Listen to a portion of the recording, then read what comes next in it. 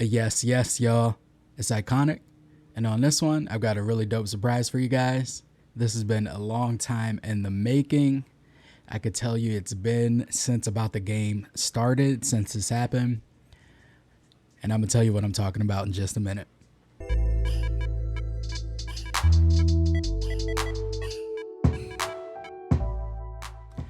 All right, so what is it that I'm talking about? You know I got to make you wait for it. Just a little bit. But I'm really excited to tell you guys that look at that name. Look at that gold under the clan. We made it to Immortal, y'all. And this has been a year in the making since we were Immortals. So definitely excited to switch up the gameplay just a little bit. But what I wanted to bring for you guys on this video is an Immortal guide to some of the daily activities and what you should be doing as an Immortal. I know it's changed up just a little bit since the last time that I did it, and I think some of these changes are for the better. But if you've never been Immortal or you need to brush up on what to do, I'm going to be giving you guys a guide today. Now, I don't know why my wings are blue right now. If the game is glitching out, I just logged in, so I don't know. But this looks pretty cool. I wish I could keep it like this. Anyway, let's take a look really quick at some of the activities that you're going to be doing as an Immortal and what it looks like when you go to the Immortal screen. So on the first one, you can see the reign here, and you're going to go through the different ages or prestige ranks of being an Immortal. So right now you start off on bronze 1, you go through the ranks of bronze, and then you hit silver, gold, so on and so forth. You can take a look and see all the members, and you're going to have yourself, we're going to click on this next one here for allied clans, but we are one of the allied clans along with Sub Rosa and Taco Cat are as the main Immortal clan. So you can kind of see who's in the clans, who's appointed to be officers inside of the Immortals, who's contributed what, and just take a look at everyone's activity. And then you have the activities tab, which isn't probably quite as robust as the shadows, maybe not. But on your daily basis here, you're going to be contributing your sigils that you get from being an Immortal. For this, we actually have it set up to do this on Saturdays and Sundays when we change to dominance. So that'll help us out and boost us up a little bit further. You have your daily goals, which these will increase as the time goes on. But you're doing things like inspecting the Immortal statue, complete a challenge riff, complete your bounty, salvage an item. It's not as bad as it used to be. Again, I know this goes up the longer that you are an Immortal. I'm not sure what it goes to, but I remember in the past, this was kind of tedious. I want to say you got like maybe 12 daily goals and you had to do like 9 or 10 of them. And it did take a little while to complete. So the way this is set up right now seems to be just a little bit easier, I would say. You're going to have your Defend the Vault, Kion's Ordeal. You have Battlegrounds on here too as well. And then Corvus Expedition. So we have the vault open right now. So I'm going to show you guys what this looks like because it's definitely a little bit different from how we used to do it before. So I've had some people ask about this before in world chat and the clan chat before, like what this Hall of Ascension is. So this is actually where you go into the Immortal section. Kind of opposite of where you go into the bar for the shadows. The Immortal has their own little hideout too as well. You can't get into this unless you're an Immortal, so if you come over here, you won't be able to do anything. But once you are an Immortal, you just click in and you can, if you have a task to view the statue, you can just look at the statue or you can enter the hall. And once you're inside here, you're going to have 3 paths you can take, one to the left, one to the right, and one straight ahead. And you can also take a look at the Eternal Crown. And coming over to the left side here is where you're going to be able to defend the vault. So we'll give this a second. I just logged in, so my game's being laggy. We'll let this load for just a second and I'll be right back. All right, so this is one of the biggest changes since I was Immortal the last time.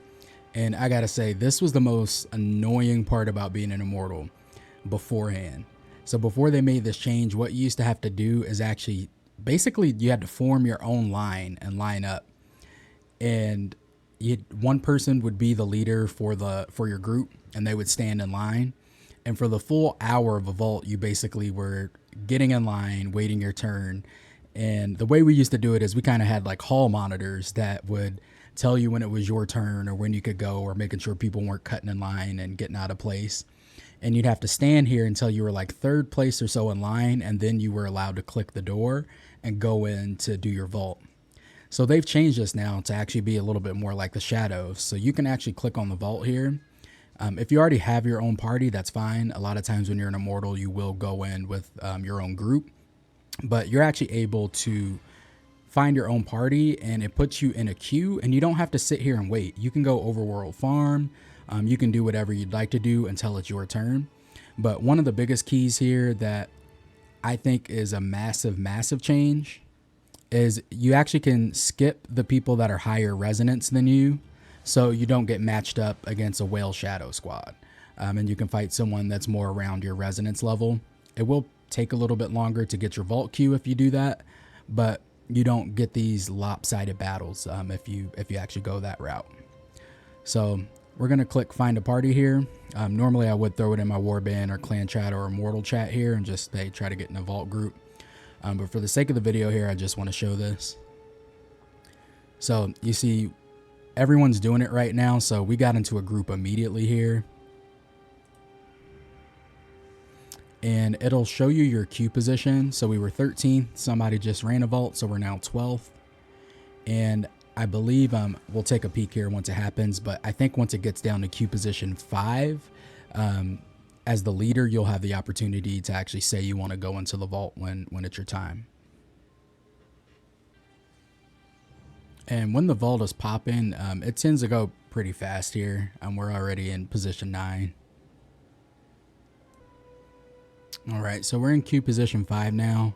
The leader might not have been able to get in on that one, but I'm pretty sure when I was doing it yesterday, it was queue position 5. If not, it's 3, and you'll be able to actually try to queue in when it pops up. All right, so we got in here on this one. I am running again with just a random group here. I do know Damien and Ash, of course, they're in my clan, but this isn't a coordinated group here, so don't judge me too hard. So most of the time now, shadows aren't waiting to necessarily spawn camp you. They're usually trying to rush the boss to try to defeat it because it'll drop health orbs, or they like to stand over there on the right platform. So we're going to come in together here.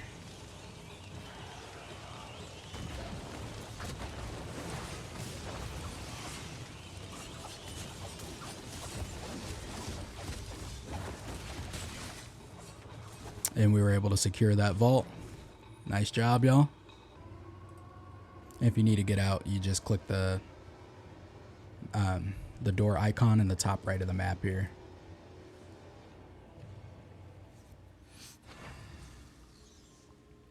But securing the vault will increase your essentia, and then it also helps you during the end of the week.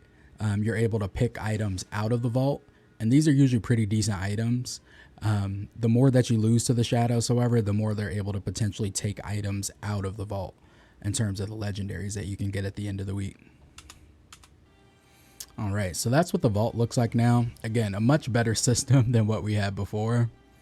And then we're going to come back down here to the middle here. So before you come up this ramp, you have the supply officer. This is where you can actually do the Corvus expedition. The Immortal leaders will set this up for whatever they want it to be, but the first week it's on Monday, Wednesday, Friday, and that is going to be at 8 p.m. server time.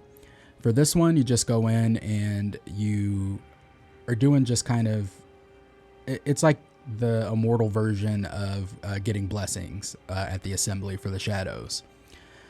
So you go in, you do some trivia questions, you pick some books up off of the floor, you fight a couple of enemies, you make a chain and stand in front of some pillars and activate them, and you're able to get some loot from the chests as well as your aspirant keys.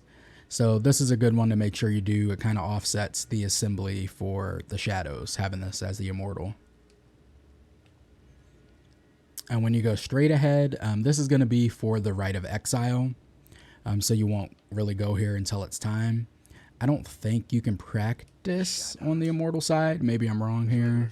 Maybe it opens up at a later date, but this is where you'll go do the Rite of Exile. And then on the right side, this is going to be where you have Kion's Ordeal. The cycle begs. We haven't started this one yet, but Kion's Ordeal is essentially groups of 12 that come in, and you're able to join in a full group of 48. And those groups of 12 that you're going to break out into are going to defeat bosses. And what you're trying to do is defeat those bosses at the same exact time. It's not too difficult at lower levels, but what'll happen at the higher levels when the combat rating starts to increase is when the boss becomes enraged, when you defeat that boss, it becomes ridiculously hard to try to defeat those bosses when they're enraged. So you want to have some coordination. You definitely want group leaders on Discord at the bare minimum, but you want to try to have as many people on Discord as you can that are listening to instructions and kind of taking turns burning down the bosses as quick as you can. But this one's pretty cool as you can get a legendary crest once a week from it. And then at the end of it, it will allow you to stand in a circle and get your legendary item. And it's based on a score. So you'll get a random score between 0, I think it's 0, either 0 or 1 and 100. And if you beat everyone else out that's standing in the circle, you'll get a legendary. And the way that we run it, just to be fair, I'm pretty sure this is standard, but maybe people do it a different way. But people aren't allowed to double dip. So once you win your legendary, you get out of the circle, you leave Kion's, and you let other people actually go in and get their legendary item. So it's pretty cool. If you're missing something, you can maybe try to get the pants that you're missing or the boots that you're missing, or you just need to increase maybe your combat rating on that particular slot. You can actually kind of target those a little bit when doing the Kion's Ordeal. And it's actually a really fun mode. And then I want to end this one off by just talking a little bit about Immortal strategy. This is going to apply to our allied clan, so this may be different for you guys, but how we're running things is we're not going to run Kion until week 2. As you earn more Essentia and you go through the ranks here of being an Immortal, you'll get more opportunities to run additional Kion, so everyone will get to do it. But initially in the beginning, there's not enough Kions that you're able to open with your Essentia for everyone to run it. So you do want to be as active as you can with the Immortals. And for us, what we're putting the rule of thumb on is you need to donate at least 50 sigils, which is good for 500 dominance or 500 contribution per week to be able to do Kions right now. So we think that's a pretty good rule of thumb for everyone to have to be able to participate as long as you're active inside of the Immortals. For the sigils and the contributions, I mentioned this a little bit earlier, but we are changing to dominance on Saturdays and Sundays. So those are going to be the days that we actually contribute our sigils. So we're just going to hang on to those during the week. And then on the weekend, we're actually going to contribute. We don't have any vault rules, although in the past when we did this, we definitely had higher strength groups going in. Things have balanced out a little bit more in terms of vault balance as the game has gone on. So there's no need for that. You can queue in randomly or you can queue in with your best group of friends. The only thing that we do have is people skipping the higher resonance groups because we actually have some sniper parties of our highest resonance players that go in to pick off the higher shadow groups. Running vaults is one of your best ways to get hilts as an Immortal. You get 700 a week for defending the vault. So you definitely want to do that as much as you can. You don't have to necessarily do it the entire hour, but you do want to try to get those as much as possible. And then doing your daily goals, as you open these chests up, these will give you chests once you complete them. You'll get some additional rewards, XP, prizes from that as well. And then your weekly activity will also reward you with hilts. So getting hilts is definitely one of the bigger keys to being an Immortal. I feel like you get a little bit more aspirant keys, and maybe I'm wrong about this, but that's what it seems like, at least on the shadow side. You get a little bit more aspirant keys, but you get more hilts when you're an Immortal. And then the last thing that I wanted to show you guys real quick is over at the Hilts Trader. make sure you don't forget this, because you have a different section when you're an Immortal, and you can kind of forget this when you haven't been an Immortal for a while. I know I've forgotten to look at this, but as you unlock the different Immortal ages, you'll actually unlock more items that you can purchase from the Hilts vendor, which again, you're getting more Hilts. So obviously the best one here is the Legendary Crest. You probably want to make sure you have enough for that. At this point in the game, where I am with Blood Knight, I mean, I need all the legendaries I can get, so this may be potentially attractive if I have enough Hilts. And I'm definitely all about my rare crests at the moment. I know they're not absolutely the best spend of Hilts, but to me, now that we can do 10 crest runs with rare crests, I think it's definitely a good way to get a little bit extra gem power, as well as being able for your Elder Rifts, getting the additional, it's blanking me what the thing is, but you run your Elder Rifts every week so you can get your free legendary crests. And when you run rare crest and legendary crest, you get bonus fading embers. That's what it's called. It's definitely a good source to help you get some additional bonus fading embers throughout the week and a little bit extra gem power. So I like getting the rare crest right now to myself. But yeah, this is, mostly what you're going to be doing when it comes to being Immortal. It doesn't change your day-to-day activities in terms of like doing your raids, doing your bounties, getting your dungeon grind in.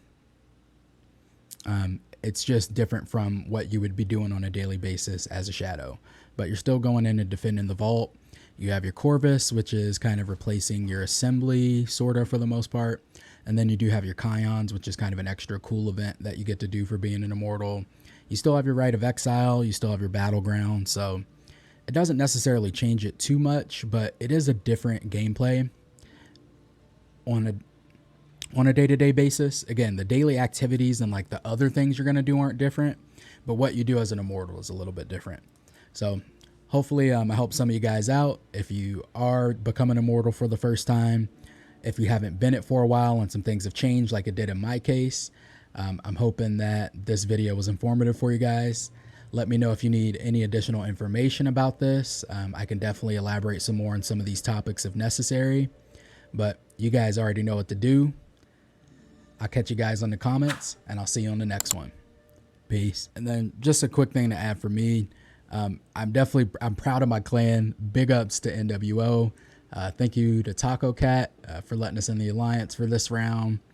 Sub Rosa, you guys do your thing too as well. We're always coming up against you. So Chains of Honor server, if for any reason you guys need to transfer, you want to check it out, definitely a good place. A lot of good day one players, a lot of grinders, definitely some people that are spending. It's a good mix, good community, and everyone here is pretty friendly for the most part, and we all try to help each other out. But I'm definitely excited to just switch up my gameplay a little bit.